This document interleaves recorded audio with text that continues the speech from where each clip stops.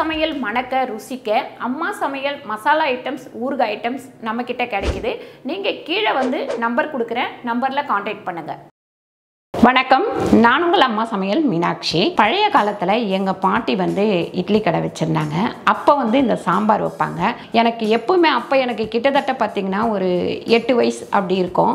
அந்த ருசி வந்து எனக்கு இப்போ கூட வந்து இருக்கும். எப்பவுமே அந்த ருசி வந்து சாப்பிடும் போது பார்த்திங்கன்னா அதே டேஸ்ட் இருக்கிற மாதிரி ஒரு சாம்பார். துவரம்பருப்பை ஊற வச்சுட்டு நம்ம அரைச்சி தான் பண்ண போகிறோம்.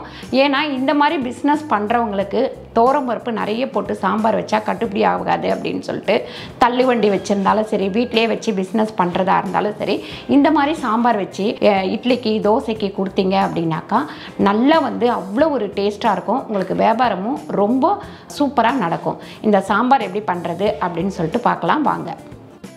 ஒரு பத்த அளவுக்கு நல்லா ஒரு அரை முடி தேங்காயில் அதுலேயும் பாதி எடுத்து நான் வந்து நறுக்கி வச்சுருக்கேன். இந்த தேங்காய் சேர்த்துக்கலாம். அதுக்கப்புறம் பார்த்திங்கன்னா பூண்டு வந்து ஒரு 4 பல்லு பூண்டு, அதுக்கப்புறம் புளி வந்து ஒரு சின்ன கோலி உருண்டை அளவுக்கு புளி. இது வந்து பார்த்திங்கன்னா துவரம்பருப்பு 2 ஸ்பூன், அரிசி பச்சரிசி 1 ஸ்பூன் ஊற வச்சு வச்சுருக்கேன். முன்னாடி ஊற வச்சு எடுத்துக்கணும். இதில் வந்து பெருங்காயம் ஒரு அரை ஸ்பூன். இதை நல்லா அரைச்சி எடுத்துக்கலாம். ஃபஸ்ட்டு பாருங்கள், எல்லாத்தையும் சேர்த்து இந்த மாதிரி அரைச்சி எடுத்துக்கலாம். ஒரு 2லேருந்து ஒரு 3 ஸ்பூன் அளவுக்கு எண்ணெய் ஊற்றிக்கலாம். எண்ணெய் நல்லா காயட்டும். ஒரு அரை ஸ்பூன் அளவுக்கு உளுந்து சேர்த்துக்கலாம். அதே மாதிரி அரை ஸ்பூன் அளவுக்கு கடுகு, அரை ஸ்பூன் அளவுக்கு ஜீரகம். நல்லா கடுகு உளுந்து பொரிஞ்ச உடனே காஞ்ச மிளகாய் ஒரு 4 காஞ்ச மிளகாய் 2-3 நறுக்கி வச்சுருக்கேன், அதை சேர்த்துக்கலாம். அதுக்கப்புறம் பார்த்திங்கன்னா நல்லா கருவேப்பிலை சேர்த்துக்கலாம்.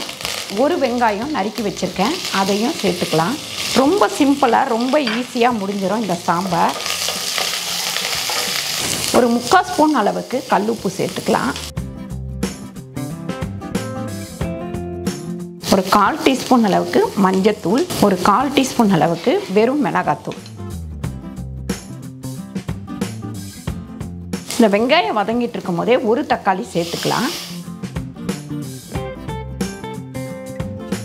இப்போ நம்ம அரைச்சி வச்சுருக்க இந்த பருப்பு எல்லாத்தையும் இதில் சேர்த்துடலாம்.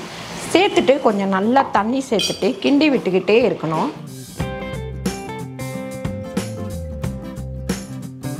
இது வந்து ரொம்ப திக்காக இருக்கக்கூடாது, கொஞ்சம் தண்ணியாக தான் இருக்கணும். நம்ம வந்து கிண்டி விட கொதிக்கும் போது நல்லா திக்காயிடும். நம்ம எவ்வளோ தண்ணி ஊற்றினாலும் இந்த மாதிரி திக்காகவே வந்துடும். அதனால் நீங்கள் தண்ணி வந்து தாராளமாகவே ஊற்றலாம். இப்போ நீங்கள் 2 பேர் இருக்கிறீங்க அப்படின்னா அரை ஸ்பூன் அரிசியும் 1 ஸ்பூன் துவரம்பருப்பும் ஊற வச்சிங்கன்னா போதும். பாருங்க, சூப்பராக ஒரு 7 நிமிஷத்தில் இந்த சாம்பார் வந்து ரெடி ஆயிடுச்சு. இதை நம்ம வேறு ஒரு பாத்திரத்தில் ஊற்றிக்கலாம்.